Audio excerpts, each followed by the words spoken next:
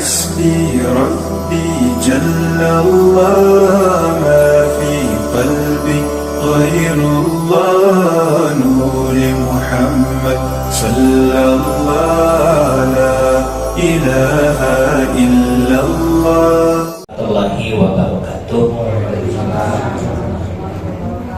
Alhamdulillah alladzi an'ama alaina bi anwa'in ni'am wa hadana ila dinil Islam.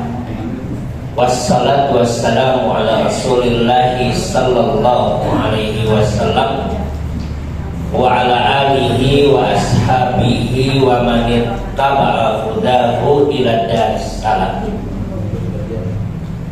Subhanaka la ilma lana illa ma 'allamtana innaka antal alimul hakim. Allahumma anfa'na bima 'allamtana wa 'allimna ma yanfa'una wa zidna ilma.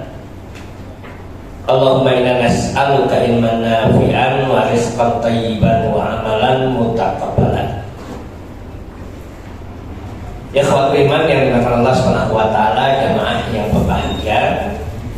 Pada kajian yang lalu kita melihat beberapa ayat-ayat Allah Subhanahu wa taala tentang janjinya kepada orang yang beriman dan beramal soleh.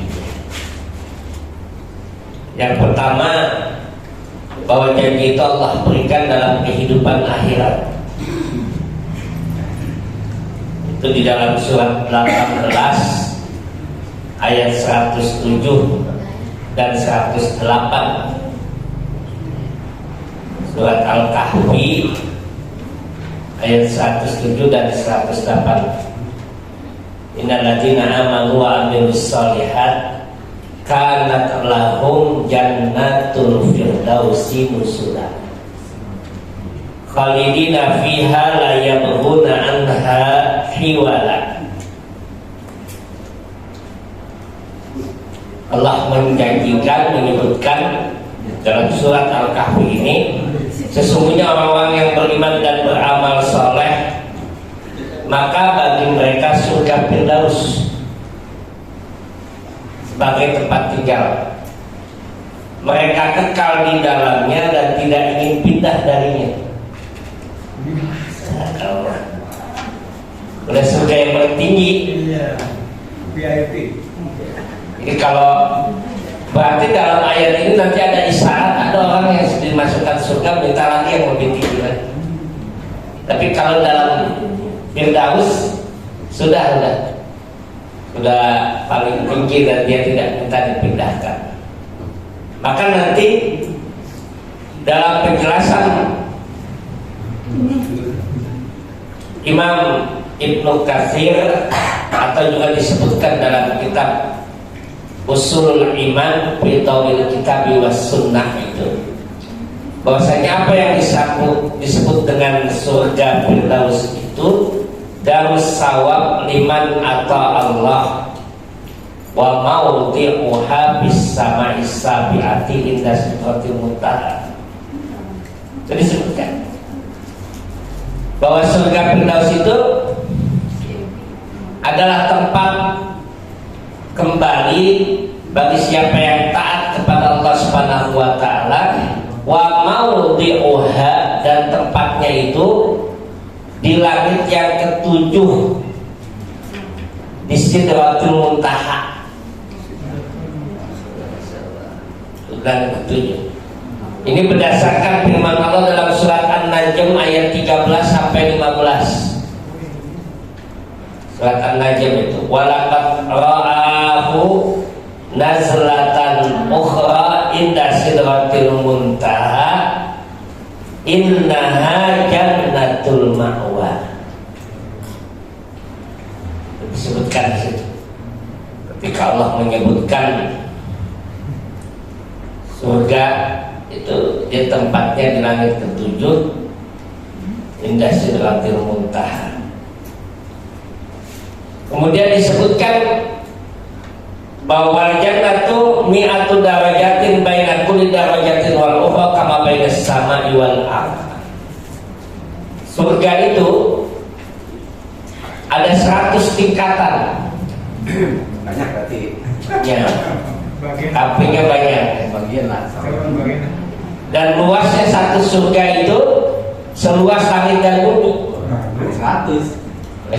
Luas satu surga kepada surga yang lain itu disebutkan Bagian. seluas langit dan bumi, kama ja'a bil hadis Sahih Al-Bukhari, seperti yang terdapat dalam kitab Sahih Al-Bukhari dari Nabi Sallallahu Alaihi Wasallam.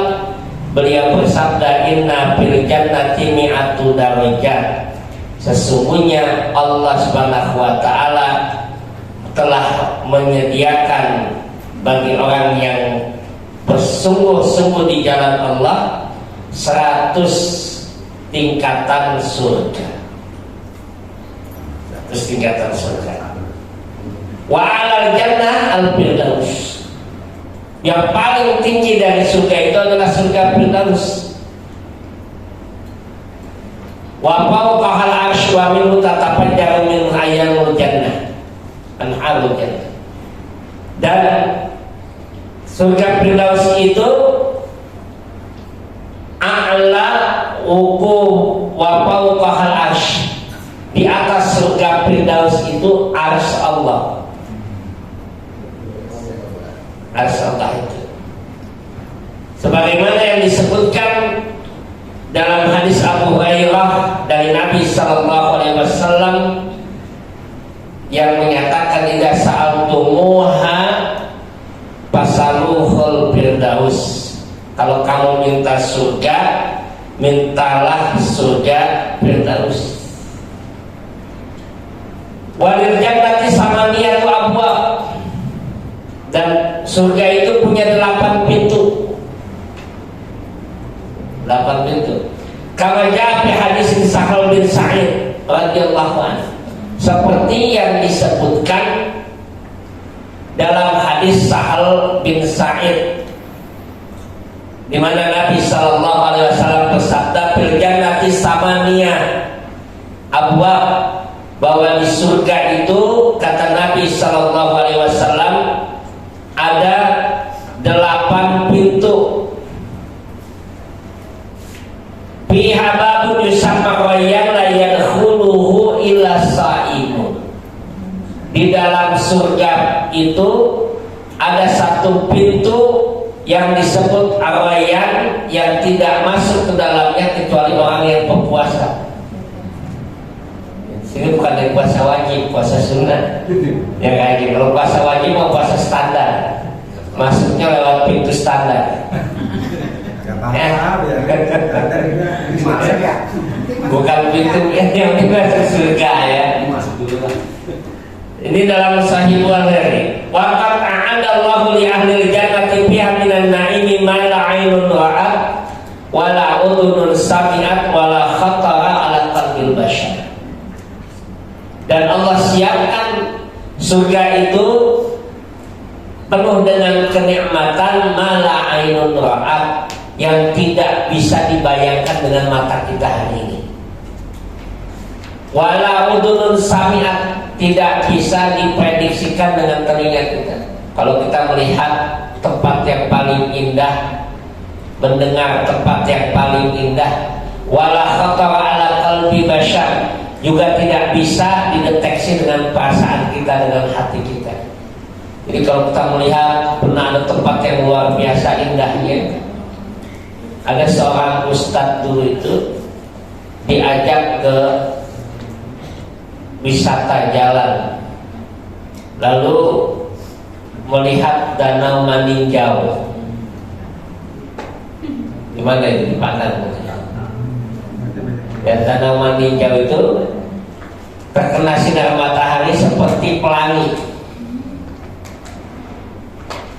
Ditambah berikit airnya, kemudian dia menangis sampai yang ngajaknya kaget. Bisa kenapa nangis? Saya nggak membayangkan bagaimana kalau di surga. Orang-orang pernah nangis itu, ibu-ibu yang ngajaknya jalan-jalan, maka ustadz yang ngajak jalan-jalan. Malah nangis ya. Ini nangis dulu dia kalau ustadz apa? Jadi itu yang dilihatnya. Dia sampaikan bagaimana saya tidak tergambar surga nanti seperti apa indahnya. Itu yang digambar. Nah itu surga yang Allah janjikan. Begitu pula tentang neraka nanti disebutkan dalam hadis-hadis Nabi SAW bahwa neraka itu diantara dikatakan wa amman nar fahiyadarul iqabil abadil kafirin wal musyrikin wal munafikin wa nifaqin tiqat. Bahwasanya neraka itu tempat balasan yang kekal bagi orang yang kafir, orang musyrik, orang munafik yang nifaq i'tiqad, munafiknya pada keimanannya, pada akidahnya. Waliman sya'allahu min asatul muwahhidina biqadri dunubihim. Begitu pula neraka juga menjadi tempat bagi orang yang berbuat dosa dari kalangan umat Islam sesuai dengan kadar dosanya. Jadi tidak kekal. Kalau orang yang dia bertauhid, beriman, dia tidak kekal di neraka. Tetapi dia dimasukkan ke dalam neraka sesuai dengan kadar dosanya. Summa ma'alihim ilal jannati, kemudian dia akan dimasukkan ke dalam surga. Maka nanti di neraka, di surga itu ada penghuni surga yang punya stempel neraka. Jadi dalam hadis, jadi ada penghuni surga punya stempel neraka. Balikin sebentar ya.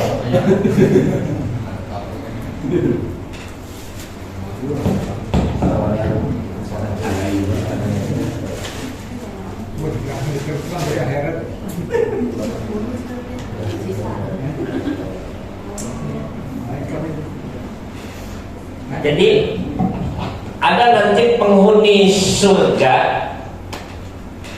yang dia punya stempel neraka. Di keningnya itu ada tulisan Jahannamiyun. Nah, alumni neraka. Ya kalau alumni 212 masih bagus. Jadi ini ada alumni neraka. Nanti disebutkan dalam hadis Nabi Sallallahu Alaihi Wasallam. Tadi lagi dibully kan? Tapi dia sudah masuk surga, dimasukkan neraka seukuran kadar dosanya. Yang disebutkan oleh hadis Nabi Sallallahu Alaihi Wasallam. Kemudian maudi'uha bil hadis sabi'ati kata naqala an Ibnu Abbas radhiyallahu anhu, bahwasanya tempat neraka itu tempatnya di bumi yang ketujuh sebagaimana yang dinukilkan dari Abdullah ibnu Abbas. Walinari darokat ba'duha asfala min ba'd. Sama seperti surga, neraka juga punya tingkatan. Tetapi tingkatannya dia darokat, tingkatannya itu ke bawah. Tingkatannya itu ke bawah. Darajatul jannati tadhabu uluwan wa darajatul jannati tadhabu sufulan. Kalau tingkatan surga itu ke atas, maka tingkatan neraka itu ke bawah. Wa asfala darokati ya darul munafiqina kama qala ta'ala. Dan tingkatan yang paling rendah, yang paling bawah itu Allah siapkan bagi orang-orang munafik. Sebagaimana yang Allah sebutkan dalam ayatnya, innal munafiqina bid-darkil asfali minan nar. Orang munafik itu tempatnya neraka yang paling bawah. Jadi masih atasnya itu masih orang kafir, tapi kalau orang munafik udah paling bawah. Munafik dalam akidah, ya, yang pura-pura dia beriman, tetapi padahal tidak beriman. Tapi kalau munafik yang amalnya dia orang yang berdosa, tidak sampai neraka yang paling bawah. Ada orang yang misalkan kalau berkata berdusta, ya, kalau berjanji ingkari, kalau apa lagi? Kalau diberi amanah hianat. Nah, karena yang seperti itu tanda-tanda munafik pada amalnya, perbuatannya. Tetapi yang rusak, yang merangkap paling bawah itu adalah mereka yang pura-pura beriman, padahal tidak beriman. Walinari sab'atu abwab. Qala ta'ala laha sab'atu abwab min kulli babin minhu juz'un maqsum. Suratul Hijr ayat 44. Dan neraka itu ada 7 pintu. Ya, kalau surga 8. Neraka itu ada 7 pintu sebagaimana yang Allah sebutkan dalam surat Al-Hijr ayat 44. Dan Al-Hijr ayat 44. Laha sab'atu abwab. Di neraka itu ada 7 pintu. Ila akhir ayat. Wa narud dunya juz'un min sab'ina juz'an min nari jahannam ala ma ja'a fi hadis Abi Hurairah. Dan api dunia itu, api di dunia itu, panasnya api dunia itu juz'un, satu bagian dari 70 bagian panasnya jahannam. Jadi baru satu bagian. Berarti kalau neraka itu panasnya 70 kali api dunia, sebagaimana yang disebutkan dalam hadis yang diriwayatkan Abu Hurairah yang dikeluarkan oleh Imam Al-Bukhari dan Imam Muslim. Nabi SAW bersabda, narukum juz'un min sab'ina juz'an min nari jahannam. Api yang kalian rasakan hari ini di dunia adalah satu bagian dari 70 bagian api neraka jahanam. Itu yang disampaikan oleh banyak para ulama. Nah, ini janji Allah tadi. Orang yang beriman dan beramal soleh dalam kehidupan akhirat akan Allah berikan kepadanya surga. Kemudian dalam kehidupan dunia Allah pun juga memberikan janji bagi orang yang beriman dan beramal saleh. Maka kalau misalkan nanti kita cocokkan dengan janji Allah dalam kehidupan dunia, kalau seandainya di dunia belum kita dapatkan, jangan-jangan di akhirat nggak dapat. Karena kata Nabi SAW itu apa? Beliau sampaikan ad-dunya mir'atul akhirah. Dunia itu cerminnya akhirat. Kata Nabi SAW. Jangan-jangan kalau di dunia kita belum dapat apa yang dijanjikan Allah itu, di akhirat itu mendapatkan kau ayat itu. Belangsak dunia akhirat itu namanya. Karena ini janji Allah itu pasti. Janji Allah itu pasti. Kita lihat sekarang. Yang pertama kemarin kita lihat dalam surat An-Nahl, surat 16 ayat 97.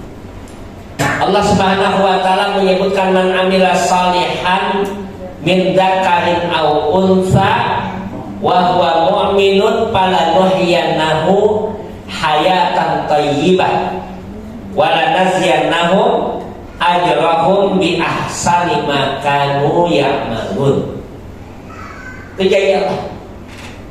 Barang siapa yang beramal saleh, baik laki-laki ataupun wanita, dan dia dalam keadaan iman, maka akan kami berikan kepadanya kehidupan yang baik. Di mana kehidupan yang baik itu? Di dunia. Walanaziyannahum ajrahum bi ahsani ma kanu ya'malun.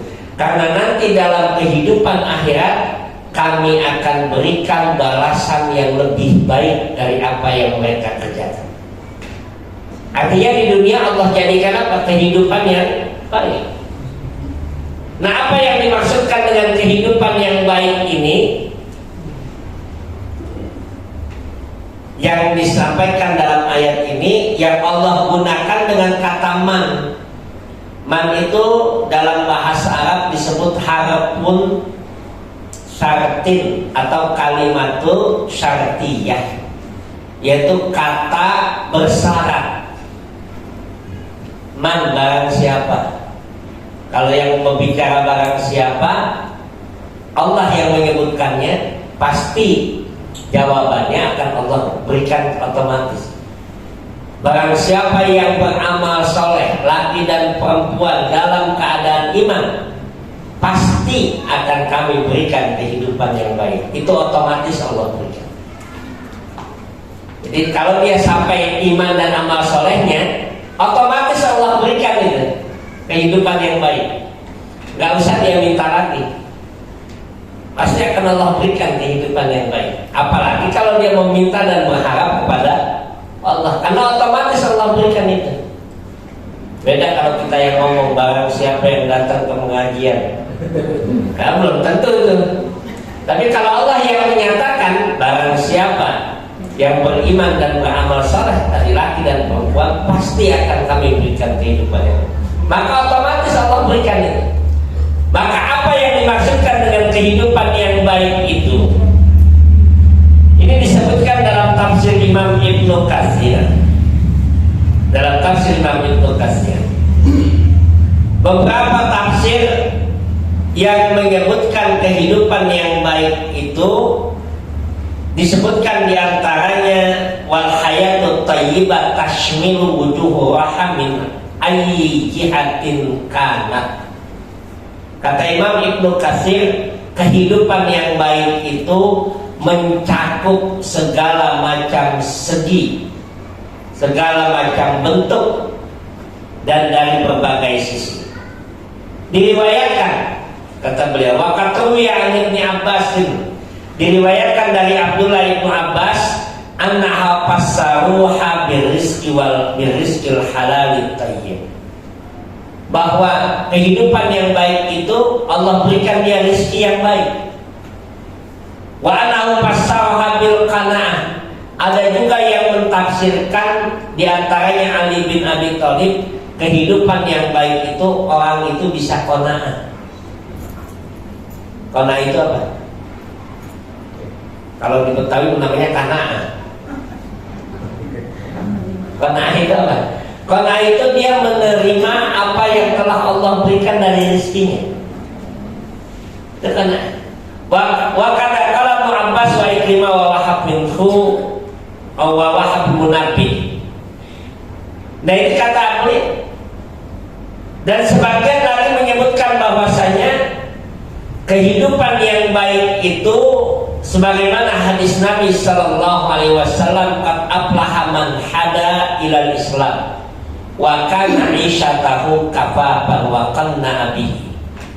Nabi menyebutkan kehidupan yang baik itu, kata Nabi sallallahu alaihi wasallam, sungguh beruntung orang yang dia Allah berikan hidayah Islam, lalu kemudian hidupnya tercukupi dan kemudian dia menerima apa yang Allah berikan. Itu hidup yang baik. Nanti dalam hadis Nabi sallallahu alaihi wasallam yang lain disebutkan bahwa kehidupan yang baik itu Allah jadikan orang itu bisa bersyukur dan bisa bersabar. Itu baik sudah hidup. Kalau dia dapat nikmat, dia bisa bersyukur. Kalau dia dapat ujian, dia bisa bersabar. Nah ini kehidupan yang baik. Jadi kehidupan yang baik itu tidak diukur dari sisi material, tetapi kehidupan yang baik itu diukur dari sisi immaterial, yaitu bukan yang berkaitan dengan materinya, tetapi berkaitan dengan nilainya. Itu kehidupan yang baik. Orang yang beriman dan beramal soleh ya tetap ada yang miskin, ada yang kaya. Ya kan? Jangan kita anggap orang yang beriman dan beramal soleh kaya semua. Kenapa? Kehidupannya baik. Tidak. Orang yang dia beriman dan beramal soleh tetap diuji oleh Allah, tetap diuji. Jangan kita mengatakan orang yang beriman dan beramal soleh kan kehidupannya baik, berarti dia nggak diuji dong. Tetap diuji. Tetapi kehidupan yang baik bagi orang yang beriman dan beramal soleh, ketika dia menghadapi ujian, maka dia bisa bersabar.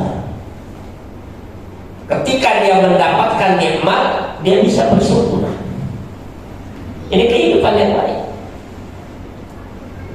Karena hidup itu kan cuma dua. Ya kan, surat apa kemarin itu 35 ayatnya, surat 21 ayat 35, surat apa, Al-Anbiya, surat 21 ayat 35. Hidup kita cuma dua saja itu. Sepanjang kita hidup yang kita jalani cuma dua aja itu. Ya, apa, ada kalanya kita dapat yang enak, ada kalanya yang gak enak. Ya. Ada kalanya kita dapat yang menyenangkan kita, ada kalanya yang membuat kita kesel. Itu hidup itu begitu. Surat 21, surat Al-Anbiya ayat 35, kullu nafsin dha'iqatul maut wa nabluukum bisyarri wal khairi fitnah wa ilaina turja'un. Setiap kalian yang bernyawa itu pasti akan mati. Wa nabluukum bisyarri wal khairi fitnah. Maka benar kalian akan kami uji dengan keburukan dan kebaikan. Itu ujiannya. Jadi ada kalanya diuji yang baik, ada kalanya diuji yang buruk. Ada kalanya yang enak, ada kalanya yang gak enak. Tapi itu ujian. Kalau ditanya ibu maunya diuji yang enak apa yang enak? Yang enak ya. Yang enak, padahal yang enak banyak yang gagal ujian itu. Tapi kalau yang gak enak banyak yang berhasil. Kalau kita lagi gak enak, gak punya duit, tahajudnya khusyuk gitu. Tahajud gitu. Apalagi nangis-nangis. Kalau kita pengen sesuatu itu, Masya Allah luar biasa itu. Munajatnya itu sampai gak ada yang mengalahkan. Tapi ketika kita punya duit, bangunnya kesiangan terus. Nah ini, jadi banyak yang gagal itu. Ketika diuji dengan kenikmatan, banyak yang gagal. Tapi ketika diuji dengan kesulitan, banyak yang sukses. Walaupun nggak 100% begitu, tidak. Tetapi ujian itulah hidup itu. Dua aja sudah hidup. Nah ini satu contoh bahwa janji Allah kepada orang yang beriman itu pada waktu yang lalu kita katakan, pertama Allah akan berikan kepada orang yang beriman dan beramal soleh itu kehidupan yang baik. Pasti akan Allah berikan itu. Orang yang beriman dan beramal soleh itu akan dijaga dan diawasi oleh Allah Subhanahu wa Ta'ala. Akan dijaga dan diawasi. Bahkan kata Nabi sallallahu alaihi wasallam itu, man adali waliyan faqad adantuhu bil harbi. Barang siapa yang memusuhi waliku, maka sungguh dia berperang kepadaku. Ada yang bertanya kemarin itu, bagaimana dengan Palestina gitu? Kok sepertinya tidak dijaga dan diawasi gitu? Apakah mereka kurang iman? Bukan kurang iman. Justru penjagaan dan pengawasan mereka itu Allah jadikan mereka itu mendapatkan kesempatan terbaik dalam hidupnya. Jadi dengan ujian itu diuji tetap saja. Bagi mereka tetap berusaha untuk merdeka. Kalau mereka menang, namanya sukses. Kalau mereka meninggal, namanya hidup mulia atau mati syahid. Sudah selesai. Yang mereka inginkan cuma itu saja. Jadi mereka tidak ada rasa takut, tidak ada rasa cemas. Ini kehidupan yang baik dan penjagaan Allah. Orang yang beriman dan beramal soleh akan Allah selalu berikan pertolongan. kekuasaan, akan Allah berikan kepadanya kekuatan. Itu janji Allah Subhanahu wa taala. Maka ikhwal iman yang dimuliakan Allah Subhanahu wa taala, kalau Allah sebutkan janji itu tadi dalam Al-Qur'an, Allah berikan kepada orang yang beriman, maka kita tinggal mengevaluasi, tinggal kita menghitung diri kita, apakah yang Allah sebutkan itu sudah kita rasakan. Kalau belum, berarti kita disuruh untuk meningkatkan iman dan amal soleh kita. Itu saja. Kita harus tingkatkan. Oh, berarti kalau kita masih merasakan belum tenang, ya, merasakan galau, ya, maka berarti kita harus meningkatkan iman dan amal soleh kita. Maka nanti kan banyak hadis-hadis Nabi itu yang menyebutkan kepada kita untuk memotivasi kita melakukan amal soleh itu, amal kebaikan itu. Kata Nabi SAW, baliru bil a'mal, bersegeralah kalian melakukan amal soleh, satakunu fitanan kakitoil lailul muslim. Jangan sampai nanti akan muncul fitnah seperti malam gelap gulita. Al-Quran juga menyebutkan memotivasi kita untuk beramal soleh. Wa anfiqu mimma wasaqnakum min qabli ayyati ahadakumul maut. Maka nafkahkanlah hartamu sebelum datang kepada kalian kematian. Jadi banyak sekali itu motivasi nih untuk kita meningkatkan amal soleh dan keimanan kita. Untuk apa? Untuk mendapatkan janji yang Allah sebutkan tadi. Itu Allah berikan kehidupan yang baik dan seterusnya. Nah, maka tinggal akhwati biladzan Allah wa yakum, kita bertekad terus memperbaiki nilai kualitas iman dan amal soleh kita. Kenapa? Karena iman itu nanti dalam hadis, dalam ayat Allah Subhanahu wa taala disebutkan oleh Nabi bahwa iman itu ada yang hidup, ada yang mati, ada yang layu. Jadi iman itu Bu, nanti ada yang hidup, tumbuh subur hidup iman itu. Ada yang mati. Sudah Allah berikan iman, mati sudah itu. Tidak tumbuh lagi. Ada yang dia mati segan, hidup tak mau. Imannya itu ada yang begitu itu. Ya, kadang pernah, kadang enggak. Nah ini yang kebanyakan kita. Jadi tinggal kita meningkatkan kualitas iman kita dan kualitas amal soleh kita. Untuk apa? Untuk mendapatkan apa yang Allah janjikan. Jadi itu yang harus kita lakukan. Nah mungkin ini ya sebagai bagian dari apa yang kita kaji pada pekan yang lalu, yaitu terkait tentang janji-janji Allah Subhanahu wa taala. Mudah-mudahan ada manfaatnya untuk kita sekalian. Tasbihunallah wa fathun qarib wa basyiril mu'minin. Wassalamualaikum warahmatullahi wabarakatuh. Waalaikumsalam.